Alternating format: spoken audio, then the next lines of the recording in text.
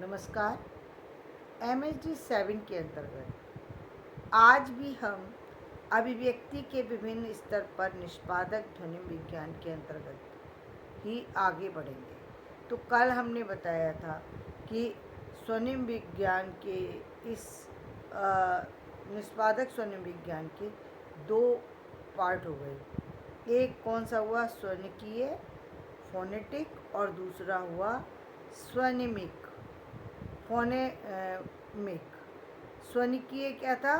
जिसमें भौतिकी विज्ञान के स्तर से, यानी भौतिकी विज्ञान में तो हम सिर्फ कुछ ऐसी चीज़ों के, एक तो भौतिक साधनों के बारे में भी चर्चा कर सकते थे, या फिर दूसरे भौतिक चीज़ें जो हैं हमारी मांसपेशियों में खिंचाव आना या और चीज़ें, उसको। तो उन्होंने कहा इन चीज़ों को छोड़ करके हम बात किसकी कर रहे हैं? समस्वनों की। वो समस्वन कौन से? कि मतलब जो एक अक्षर की जगह दूसरा अक्षर आ रहा है, एक वर्ण की जगह दूसरा वर्ण आ रहा है, तो वो वर्ण क्यों आ रहा है? जैसा कि हम संधि में भी देखते हैं, आपने देखा है कि स्वर संधि और व्यंजन संधि। जब हम व्यंजन संधि में जाते हैं तो वहाँ थोड़े से हम अधिक जो है वो उलझ भी जाते हैं और कई बार सुलझ भी जाते हैं। यानी हमें कवर से चवर हुआ तो क्यों हुआ, ठीक उसी तरीके की बात यहाँ पर है कि ये शब्द हुआ तो यहाँ पर ये ऐसा हुआ क्यों है, यही प्रश्न यहाँ पर उठ रहा है। लेकिन उसमें जो है हम व्याकरण का सहारा लेते हैं। यहाँ पर कुछ ऐसी चीज़ें हैं जो ये भी व्याकरण का ही हिस्सा है, लेकिन ये उस संधि से जोड़ करके नहीं दिखाई जा रही, भाषा से जोड़ करके इसको प्रस्तुत किया जा रहा है। तो सिर्फ हम उसी पार्ट को ले रहे हैं, वही वर्ण के स्तर की बात कर रहे हैं कि वो वर्ण में अंतर आया तो आया क्यों है। हम आगे बढ़ते हैं। स्वनिमिक सार इतना अमूर्त नहीं होता जहाँ भाषा के सभी उच्चारण संबंधी भेदों को स्पष्ट किया जा सके। स्वनिमिक विश्लेषण में ऐसी स्थितियाँ भी आती हैं जब स्वनिमिक स्तर की अमूर्त संकल्पना उनको स्पष्ट कर पाने में असमर्थ होती है। मतलब स्वनिमिक स्तर पर कभी कभी ऐसी भी स्थिति आ जाती है कि जहाँ पर वर्ण क्यों आया है ये बात समझ में नहीं आती। जैसे पिन और फिन को देखा था, स्पिन को देखा था, तो वहाँ जैसे हमें समझ नहीं आ रहा था कि इस उच्चारण में भेद क्यों है। उसी तरीके से कई बार चीज़ों को क्लियर करने में प्रॉब्लम आ जाती है। आइए इस बात को अंग्रेजी के एक अन्य उदाहरण से समझते हैं। इन्होंने एक उदाहरण दिया है। अब वो उदाहरण क्या है देखिए। अंग्रेजी में दो शब्दों इलेक्ट्रिक तथा इलेक्ट्रिसिटी की स्वनिमिक संरचनाएं होंगी। इलेक्ट्रिक तथा इलेक्ट्रिसिटी। देखिए, इलेक्ट्रिसिटी की स्पेलिंग है ELECTRIC और इलेक्ट्रिसिटी की है ELECTRICITY, जबकि इलेक्ट्रिक की है ELEKTRIK।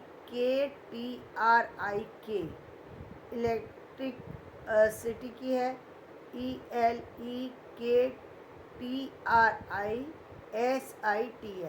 तो जब हम इस इलेक्ट्रिक और इलेक्ट्रिसिटी को देखते हैं तो तब यहाँ पर एक प्रश्न उठता है, क्या अंग्रेजी का इलेक्ट्रिसिटी शब्द वस्तुतः इलेक्ट्रिक शब्द में ITV प्रत्यय लगाकर बना हो, और इसकी संरचना से स्पष्ट होता है कि अंग्रेजी में I स्वर के पूर्व शब्दांत में आने वाले के का उच्चारण एस के रूप में हो जाता है। और इससे ऐसा लगता है कि ये ITY जो है, इसमें इलेक्ट्रिसिटी जो था, इसमें ITY जो लगा था वो प्रत्यय के रूप में आया था। और इसीलिए क्योंकि अंग्रेजी में ये नियम है कि I से पूर्व आने वाला के जो है वो एस में परिवर्तित हो जाता है, इसीलिए इलेक्ट्रिसिटी हो गया। इस स्थिति की तुलना उस स्थिति से की जाती है जहाँ अंग्रेजी में पिन शब्द की आरंभिक ध्वनि पी और तथा स्पिन शब्द की पी ध्वनि को अमूर्त स्वनिमिक स्तर पर एक ही ध्वनि के रूप में ग्रहण किया जाता है। इस आधार पर हमें इलेक्ट्रिक शब्द के तथा इलेक्ट्रिसिटी शब्द के एस व्यंजन को अमूर्त स्तर पर एक मानना होगा तथा ये स्वीकार करना होगा कि ये या तो के अथवा एस स्वनिम के समस्वन हैं। यानी उनको इस यहाँ पर जो बदलाव आया है इसको ये मानना होगा कि के और एस स्वनिम के जो है समस्वन है, यानी समस्वन में एक ही जैसे दो शब्दों को एक जगह यूज़ किया जा सकता है। तो कुछ ऐसा ही वर्ण है। मान लीजिए थोड़ी देर के लिए हम इन्हें के स्वनिम के समस्वन मान लेते हैं, तब हमें अंग्रेजी में ये स्वीकार करना होगा के समस्वन शब्दांत में आता है। यदि हम इसको के को समस्वन मान लेते हैं तो हमें मानना होगा कि शब्दांत में आता है तथा एस समस्वन आई स्वर के पूर्व में आता है। और हमें ये भी मानना होगा कि एक रचना में तो हमने देखा कि आई से पहले आने वाला के जो है वो एस में परिवर्तित हो जाता है। दूसरे रूप में वो दिखा रहे हैं कि के को समस्वन शब्दांत में आता है तथा एस समस्वन आई स्वर के पूर्व में आता है। तो परंतु ये मानते ही अब उन्होंने ये कहा कि हमने चलो ये मान लिया। ये मानने के बाद फिर एक प्रश्न आ गया कि हम जानते हैं कि अंग्रेजी में के तथा एस व्यंजन दो स्वतंत्र स्वनिम पहले से ही स्वीकृत है। उन्होंने ये कहा कि अब हम इनको एक भी नहीं मान सकते, क्योंकि के तथा एस व्यंजन दो स्वतंत्र स्वनिम है, यानी ये एक ही स्वनिम नहीं है।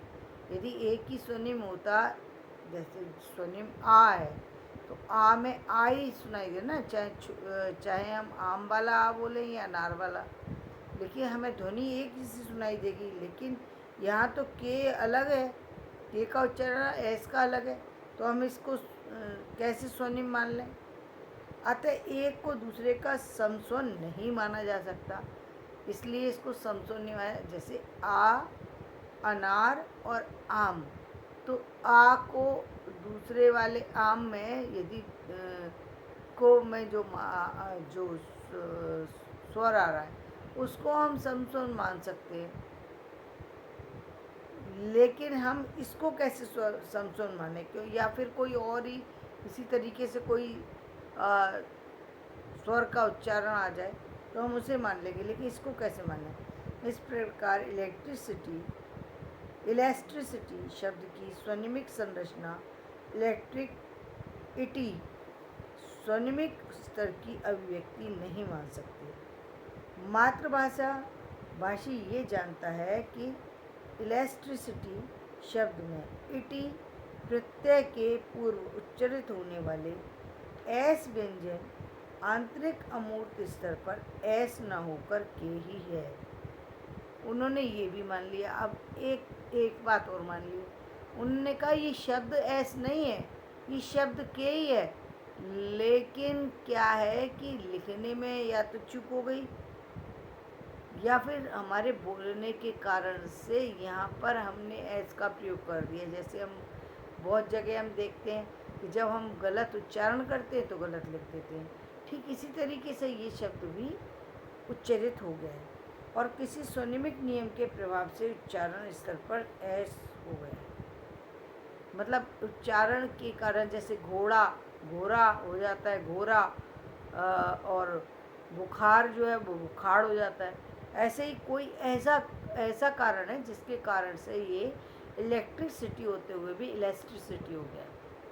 के और एस दोनों अपनी अपनी जगह ठीक है, लेकिन ये किसी और अन्य कारण से हमें परिवर्तित रूप में दिखाई दे रहा है ये इलेक्ट्रिसिटी या इलेक्ट्रिक। इस प्रकार समस्याओं के समाधान के लिए निष्पादक स्वनिम विज्ञान में एक ऐसे स्तर की संकल्पना की जो परंपरागत स्वनिमिक स्तर की तुलना में अधिक अमूर्त है। जो स्वनिमिक स्तर की जो तुलना के जो हमने स्तर तय किए, तुलना के जो एक वो बनाई, योजना बनाई कि इससे तुलना की जाए, उस योजना से का एक अमूर्त रूप है, उससे भी कहीं अधिक अमूर्त है, तथा जहाँ इलेक्ट्रिसिटी शब्द के इलेक्ट्रिसिटी जैसी अभिव्यक्तियों को प्रतिपादित किया जा सके। तो धन्यवाद। आज का वीडियो मैं यहीं समाप्त करती हूँ। मेरा वीडियो पसंद आए तो इसे लाइक करना, शेयर करना और सब्सक्राइब करना। धन्यवाद।